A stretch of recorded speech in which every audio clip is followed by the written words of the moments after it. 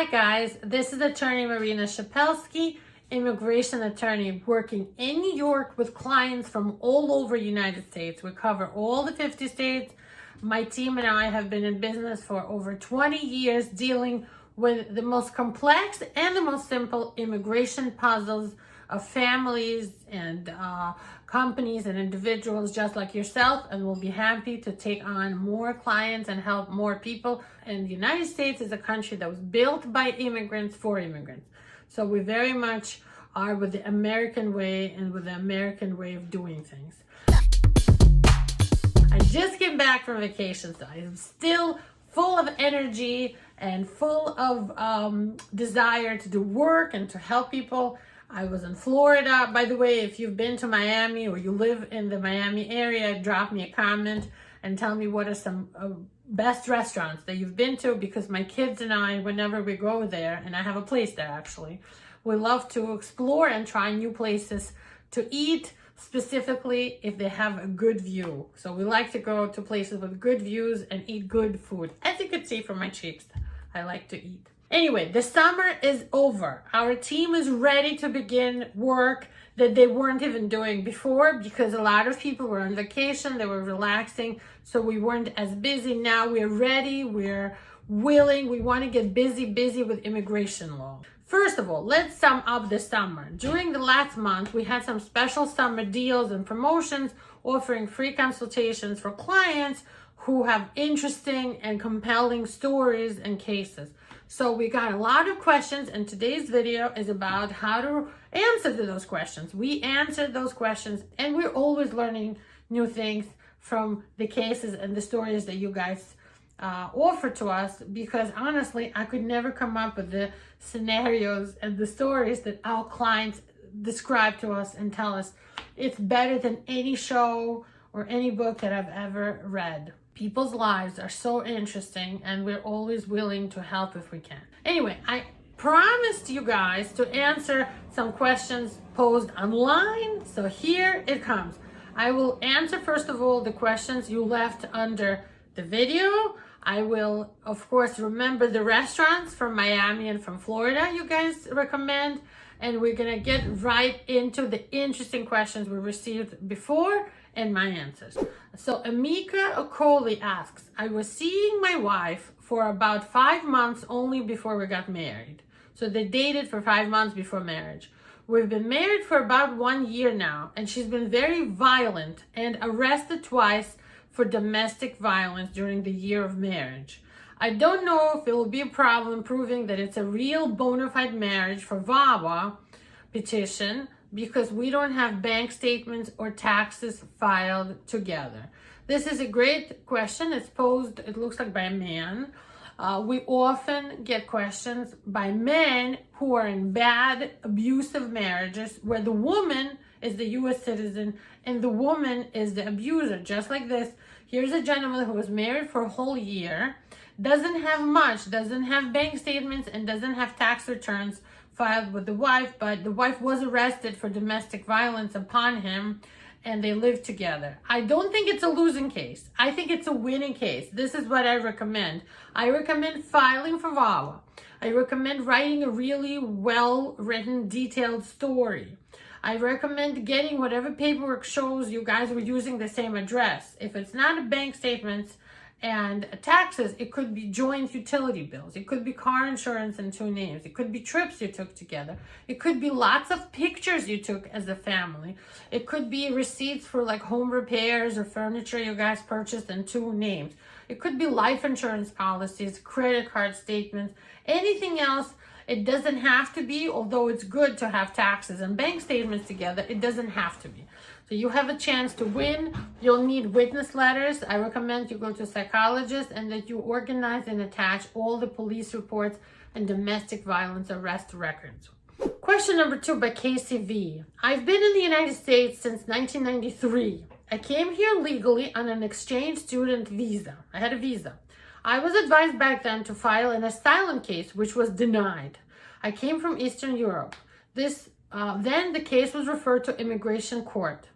The judge denied it, and I appealed, and I got a decision that the judge did not state clearly the reasons for denial, and I was not offered other forms of relief like I should have. My daughter was born in the States in 1997 in LA and got sick with bad kidney disease. Oh my God, and needed a kidney transplant. Wow. After my appeal at the hearing, the judge put me, so she had to go back to court again because the appeal was won, and the Board of Immigration Appeals sent the case back to the judge. The judge put me in a repapering, and I was told that I would receive a notice to appear, to open my case, and to refile it again under another form of adjustment of status. This happened back in 2003. In 2014, I reopened my case because I got a number for the diversity lottery, but my case was denied again because of my status and was administratively closed again ever since. So she has administrative closure. My daughter was involved in a fatal car accident in 2015. I've been in this country with my wife for 28 years. I renew my work authorization every 2 years now. I'll renew it again in this year in December. The repapering, as far as I know, was never passed as a rule or accepted as such, and I never received any notice, but too late now. I hope you read my story and get a free consultation. So we didn't have a free consultation, but this is so complex that in cases like this, we need to see the case. What I do is, or what our team does, is when you hire us, first of all, you need to call and schedule a consultation and send me whatever paperwork you do have. The next step is our team and I request something called USCIS FOIA and EOIR FOIA to get your whole records file from the government. I need to understand how you're getting your work permit renewed. You have some status, obviously.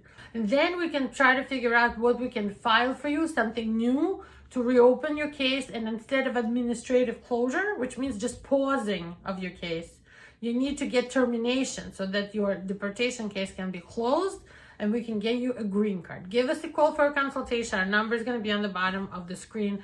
It's too complex for me to give you a solution here. Nasher Obeid writes, I applied to remove conditions, but only got 18 months extension. Why didn't I get a 10-year green card? So first of all, what is removal of conditions? People who have a 2-year green card through marriage, when the 2 years end, file a special petition, I-751, to remove conditions, to renew their status, right? To get the 10-year green card status. There could be different reasons for it. You could do it based on still being married to the person you got your green card with. You could do it through abuse, or you were divorced, but this was a real marriage that was over 2 years, and some other hardship basis, okay? So this guy filed to remove his conditions, and automatically everybody filing to remove conditions gets a letter saying your 2-year status, your conditional resident status, is extended by 18 months. When you file, you do not automatically get a new green card. It might take USCIS like 3 years, sometimes even longer, to actually have somebody look at your file, read the papers you gave them, figure out if they need more witness letters or more paperwork to prove the marriage, or maybe interview you. Only then you will receive your 10-year green card. Until then, you will first get the 18 months extension and then another 18 months extension of your temporary status. You remain in the 2-year conditional status, even though it's going to be longer than 2 years, until USCIS makes a decision on your I-751 removal of conditions case. Only then you'll get the 10-year green card. And again, it might take a few years. Next question is from Mercy Fury. Hello, I've been married since November 2019 and my husband filed for me and my daughter shortly afterwards. Unfortunately, we've been fighting a lot lately and it's getting to my daughter right now, and I'm still waiting to hear from immigration since January 21, 2021 to see if they approve my green card, which is not that long. We're in August, they only filed in January. They've only been waiting 8 minus 1 is 7 months. It's not that long. It might take another 8 months. I wanted to find out what are my options with immigration, because I was suggested to go for counseling and he doesn't want to go for counseling. So what can I do? Please help me. Thank you. So here is a lady who was married to a U.S. citizen from November 2019, which means almost 2 years now. He filed for her and her daughter since January 21, 2021. So her case is not pending for more than even 8 months yet, okay? It's not been that long. Already they're fighting. They have to go to counseling what to do. It could be that he is abusing this lady, and you, Mercy is your name, Mercy, should call us to see if you're eligible to do VAWA. VAWA I-360 petition is for people who are immigrants and they're in an abusive, bad marriage to a U.S. citizen or green card holder. If you're being abused in your marriage, you might be eligible for VAWA. We need to see what documents you have to prove the marriage. How can you prove the abuse? What exactly he does to you? Why is it that you need counseling? And we can go from there and legalize you and your daughter, if you're eligible for VAWA, without his participation. He won't need to sign even one piece of paper or know that you filed, okay? So don't worry. The next one is Rita Tariq. Hey Marina, I was deported in 2018 and I'm married to a U.S. citizen. My I-130 was approved after I left, so what is the step for me to legalize? Thank you. You might need a waiver, I-601 waiver. Since your I-130 spouse petition was approved, the only way to come here and forgive this deportation would be with a special waiver. Your U.S. citizen spouse would have to show their special hardships that he or she is experiencing, and they should forgive you. Otherwise, you can't come here for 10 years since the day you were deported, and it's going to be really tough even for the waiver. So you really need to see if you're eligible. Give us a call to see if you are. I think for this video, I'm going to end with the questions. You can see my prior video for more stories and questions, and I'm going to leave them in a link in the description. And for this one, I think I'm going to stop here. Thank you guys for watching. Thank you for sticking around. Again, if you have any kind of legal questions with immigration, specifically asylum, you're in an abusive marriage, like we mentioned, family petitions, immigration court, it doesn't matter what state you are, we can help.